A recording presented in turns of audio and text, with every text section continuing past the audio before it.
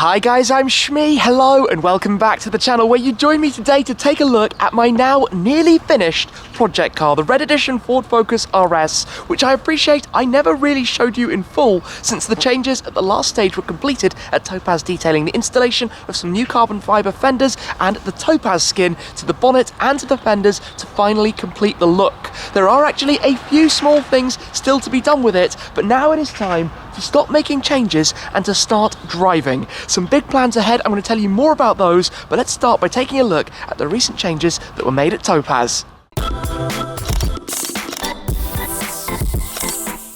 It is actually a surprisingly pleasant afternoon here in central London, very cold and chilly, but the sun is out, so let's come and have a look then at these new changes to the front end of my Red RS. Now, one of the substantial exterior parts that the car had before was the full exposed carbon fibre aero package from Fenders for Loche. That consisted of the rear spoiler, the diffuser, the side skirts, the flicks around the corners, the fog lamp inserts, the splitter, the carbon fibre grille in the centre, but also, you'll remember, it had the full exposed carbon fibre bonnet or hood depending where you're watching. At this latest update we also added, thanks to Custom Carbon NL, the new carbon fibre side fenders.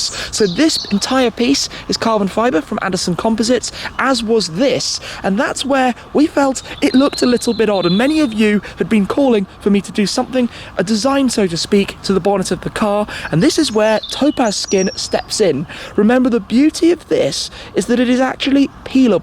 You could return these parts to how they looked as new. A peelable paint spray that is perfectly matched. It is not vinyl wrapped, we have an exact colour match thanks to using the spectrometer, but also the finish is unreal. Because of the way it was masked off, this is obviously entirely sprayed with the peelable layer, then on top of that the carbon areas were masked, this is an additional piece that sits on top, then the red was painted, then it's lacquered on the top of that, which means you have a completely seamless edge. You can't feel the edge of the paint at all anywhere where you have it, either around there, and we wanted to leave that area exposed, or around these louvres on the bonnet as well, which is super cool, and even just this carbon bit exposed here on the inside of the knacker duct at the front as well, and that's where it goes through towards the airbox inside the engine bay. The overall finish for me was very much inspired by some of my favourite cars, in particular the Black Series models from Mercedes AMG, by having carbon louvres on the bonnet, by also having a carbon section behind the front wheel wells. Of course, having this open, these are slightly wider than the standard parts, also helps reduce swelling of air because it can come out and escape down the sides as well, and I think that look is epic. It complements this car very well, and in visual terms this is now complete. Of course there was a lot more to it, but this is how the car is going to stay looking. So let's give a quick run through of what we've done with it then, starting around the outside. We also installed a few small things from paint mods, some carbon dipped nozzles there for the washer jets. We've got a shark fin antenna, normally you'd have one pointing up out of the air at the front. Not too much else has changed. At Dove Customs we did a few small vinyls, for example making the logos silver or dark grey to match with the wheels as opposed to the normal blue. The wheels themselves, the BBS CIR wheels, Motorsport developed and inspired, similar design to the ones on my Ford GT. I think they look super cool. I'm keeping them this colour 100%. Lots of people have said maybe make them black. No way, I love them like this. It's a really nice design. This looks stunning. The brake calipers, painted gloss black with the red logos with Dub Customs, and we've also got Michelin Sport Cup 2 tyres as opposed to the normal Pilot Super Sports slightly stickier tyre, of course with the intention that this car is going to be ready to head towards the ring. Another thing we installed thanks to Custom Carbon, the carbon fibre mirror caps. Now these evaded me for a long time. In fact, I did buy a cheap set of mirror caps on eBay. They, well, basically didn't fit. They weren't the right shape at all. These, thanks to the guys at Custom Carbon, absolutely perfect, spot on fit, and a long, kind of over-needed, long-awaited part to add to the car. Coming down towards the back, of course around here, the Fenders for Loche dual layer wing. We put the RS logos into the side of it. Again, the RS logo with Dub Customs. And then down here at the back, we've got the exhaust system, which makes a lot of noise. I'm not going to go full guns blazing, popping and cracking today, but this is the X-Force Varex system, which you might remember is GPS and Bluetooth controls from an app on your phone. There's actually a GPS antenna just inside here. You can barely see it unless you know you're looking for it, but that means you can have geo zones where it will automatically close when you get home. It can be linked to your revs, to your speed, to your throttle pedal pressure. You can adjust and change the exhaust system to do exactly what you want it to do via the app on your phone. Really, really trick. Now, one of the biggest things that we started off doing with this car was the interior. This was actually the first thing we changed. I called it the problem with the Focus RS because the original Focus RS has a very plasticky interior. I mean, we've still got lots of those parts, for example, on the dash. The Red Edition by default added a few nice things. This carbon trim piece here on the door, it gave us a carbon fibre handbrake lever, but otherwise it was still kind of the same interior. So this is where Proto Trim stepped in and completely redid it with Alcantara. We've got the red and black Alcantara, we've got the contrast stitching, we've got the pleated inserts for the seats. They also did the gear shift gaiter down here in leather with the red stitching to match. We then, oh, and even, of course, I should mention the armrest, the top rolls on the door cards. I really like the insert here on the door, and even the dashboard topper with Alcantara and the stitching on the leather that you can see as well. We then also added a few parts from SS Tuning. So we've got the shifter here, the shift knob. It's also got a short shifter from Mountune, and we've got the SS Tuning steering wheel, which is an epic steering wheel, really and truly. Obviously the thing you're holding when you're driving is the steering wheel, and this is so fantastic. Big fan of that. The rear of the car has also been done to match the quality of the front. Even the seat backs have some red Alcantara on them, but the rear bench back here matching the exact same design. Again, really nice. Now, one other thing we added were these finishing pieces from Topaz Skins to give the carbon fibre effect, and also the pads that go in the bottom of the various storage buckets that you have around. And it's amazing to see quite how many random storage buckets actually the back of this car really has. They are lurking everywhere. Anyway, one of the fundamental things we need to talk about is the engine and what's going on up there. The work from Mountune, the car running about 500 horsepower or so. Let's find the catch just here. Always a bit of a fiddle. In fact, I'm just going to lift this up, get it mounted properly. If I can do this one-handed. There we go. You can see the underside of the bonnet, all with its full exposed carbon and the nice even finish from the Topaz Skin. But again, in here, a lot to take in.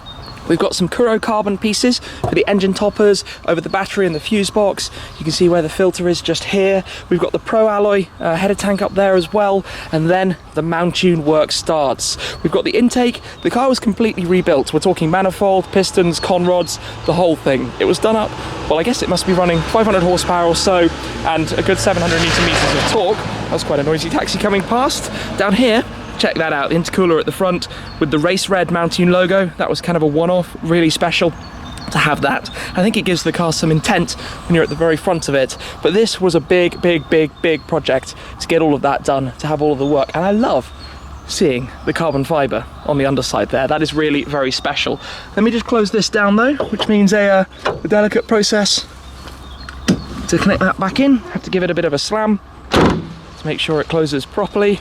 Scared some of the birds away just there, but there are a few things that still need to be done to it. So let me just talk quickly about what they are going to be. Number one, the brakes. I think with this much power, and we're still running the stock brakes, we need to fit a big brake kit. That won't make a particularly visual change, but it needs to be done to make this car track ready.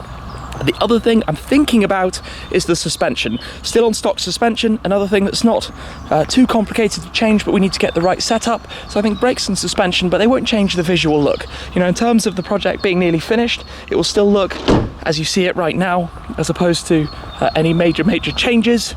But it's been a long time in the works. Anyway, let's come round, jump in, get the car started up, go for a very quick little drive to talk a little bit more about the plans ahead and what I'm going to be doing with it coming up next. The work on this car since collecting it has been a lot of fun. It's become a series, I think, keeping you guys updated since I picked it up in May 2018 now. So it is coming up to 2 years old. We've done 7,342 miles at the moment, which, considering how much time it has spent being worked on, is actually quite a lot of driving. There will be plenty more to come. But one thing that I found quite interesting throughout this series, whenever I've done a video talking about a project car, is it raises the question, what is a project car? Some people out there think that a project car can only be something that you've worked on yourself, itself. To me, it is about personalising a car, making it unique, making it how you want to. So in the case of this, for example, I've been with the car all the way through, whether it's been at Topaz, at Dub Customs, at Mount Tune, at Proto Trim. We've covered all of the different elements and the work that's been done to it. Of course, I think we could say expertise is holding a camera and making a video, as opposed to working and changing components in engines or trimming seats. And while I've given a go at a few things, and off camera obviously when we've been fitting parts like the Fenders package, I was with the Dub guys holding up parts and helping mount them and install things. I've focused really on showing you what's being done by the experts who know exactly what they're doing. I think that's much more meaningful and understandable to see somebody actually doing it rather than me doing something and getting it wrong. So the project car to me has been about making this unique, and I think that will hopefully answers the thoughts from some of you that I think maybe that this isn't quite the right way of doing it, but to everybody it's unique. They do it their own way. Anywho, let's take this out. Actually, let's pop it straight into sport mode, because sport mode is always fun. Just back into neutral for a second. Remember, we do have for the exhaust, if you don't want to use the app, you do actually have the physical switches as well, which is always a good way to make it.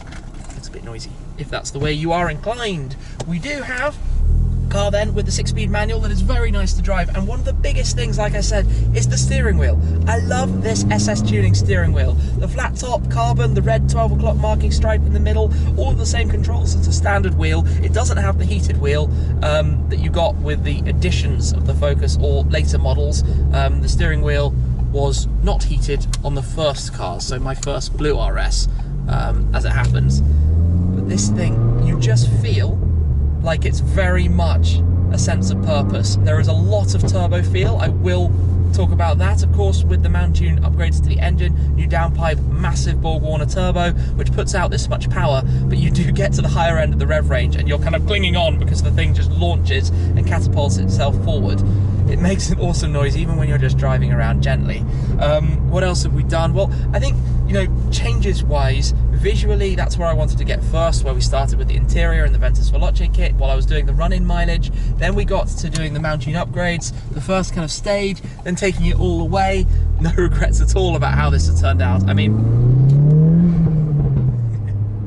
it's just a bit silly to drive. So what's happening ahead then? What are the plans with it? Well, I've tried to keep this focus towards a car that is more a car to drive than a car to show. So I want it to be at home on the Nürburgring. And that means when the ring opens back up at the end of spring, I will be going back out at the Easter weekend. But before that, I will take this car and go and have some fun with it, because that is exactly what it is built to do. And that is what I want to do with it and to enjoy. So I'm going to put in some more Nürburgring laps. I would like to take it as well to the German Autobahns to see what it can do, to see if we get the perfect opportunity to do so, of course, to see how it is on an open stretch, to hopefully push through. Well, I think it would be quite a quick car. We'll see, only if conditions allow, of course. Always have to be very safe and sensible with that kind of thing. So there are going to be lots of things ahead with it. I don't think I'm going to keep it forever. I've talked about this, you know, you kind of get that, you build the project, you keep going, keep going, keep going, do everything you want with it, and maybe one of you guys will be interested in it afterwards. We'll see what happens with that down the line, but not immediately. I still need to do lots of things with the car, and I'm going to be keeping the Heritage forever, so I'll always have a Focus RS in the garage. That's certainly my plan, but it's a lot of fun to drive this thing. I mean, not necessarily here in central London, but hey, that's where I am right now, so I can't really do much about that. It takes like 45 minutes to actually get out of this city and go and drive properly and go somewhere that's actually fun. So this has basically been where we're at with the Focus RS. One thing that I still find fascinating is how many people actually comment, still to this day, that I only buy the Focus RSs for the Ford GT. But what I think a lot of people haven't realised is I actually got my Ford GT allocation before I ever bought my first Focus RS. I have other reasons for liking these cars. I bought the first one thinking, hey, the GT is coming, I'd love to get involved with Ford Performance and drive the Focus RS to see what all of the hype was about. There is a big thing for these kind of hot hatches in the UK. The Focus RS is a huge thing here, a very, very popular car, hence why the UK got the Heritage RS model as the run-out model in the first place due to the success of the sales over here. So I tried the blue one, loved it as a car, driving it. My girlfriend liked driving it as well back at the time. You might remember I was backwards and forwards up to Scotland an awful lot, and I kept the car up there. Great car to drive around up there. That was why basically I decided when the red came out to go for a red, to keep that longer term, and then the Heritage came out and I didn't know what to do, and I was lucky to get the allocation for the Heritage and decided to not modify the Heritage because that wouldn't have been couldn't bring myself to do it. A 1 of 50 car, and obviously they have the values you would expect as a 1 of 50 car, and therefore we went through with the red. Although the interesting thing about the reds is a stock red edition Focus RS Mark III that's done this kind of mileage is basically still worth what they cost new. I would never have expected that. Maybe with 7,000 miles they would have depreciated slightly, but a stock car still has the same new value because they're rare. And at the time you could just buy one. They weren't, I think, instantly sold out. So it's crazy how that kind of thing works. Not that it's huge, it doesn't stop me driving it or doing, you know, whatever I want with it. At the end of the day, it is a car to drive, it's a car to enjoy. But I find it quite an interesting thing with the market, how this happens on some cars and not on other cars. Anyway, that is kind of why the Ford GT and the Focus RSs are completely independent, or rather the RSs came after the GT. And I just like what Ford Performance do. The fact that one brand makes the Ford GT supercar, the Focus RS hot hatches, and cars like the Mustangs and the Shelby GT500 to come in the future as well, of course. I think that's pretty epic, that they're all in the same, you know, under the same umbrella, wearing the blue oval badge on the bonnet. When I said that this car was nearly finished and that it's time to go and drive, this is not the kind of driving I was talking about, 18 miles an hour in central London. No, we're going to take it out and go and drive this car properly. This is more just a stopgap to take the car out for a little drive. I had an errand to run. I'm here in central London, just cruising around. The sun is out. It's a beautiful day, despite the roads actually somehow still being a little bit wet, but I'm not quite sure when it actually rained. Anyway, this car, when you have it in sport mode, you just get all those bangs. Of course, you have a little bit of the noise of the turbo. You can hear the intakes as well, the sucking noise. But yeah, it makes a lot of fun and interesting sounds while you're out driving it. But anyway, with the front end of the car now parked up in the sun, how good does that look? Ignore my shadow. With the new race red paintwork to the fenders and to the bonnet. Super aggressive, but not over the top, not overkill, not, I think, in a way that is perhaps controversial. It just looks like one aggressive Ford Focus RS, and I can tell you, it is a very fun car to drive. I also like in the light right now how you can see the seat red Alcantara as well, matching with the exterior. It is, I mean, it's a thing that's been a lot of work, a lot of time, a lot of taking it to places, a lot of planning what's going to be done with it, and now we're just about there and ready to take it out and drive significantly more. So thank you very much for watching, guys. I hope you've enjoyed the video, the updates to the Focus RS. Bring on the Nürburgring, bring on the Autobahns. That's it for now, and I'll see you again very soon. Cheers!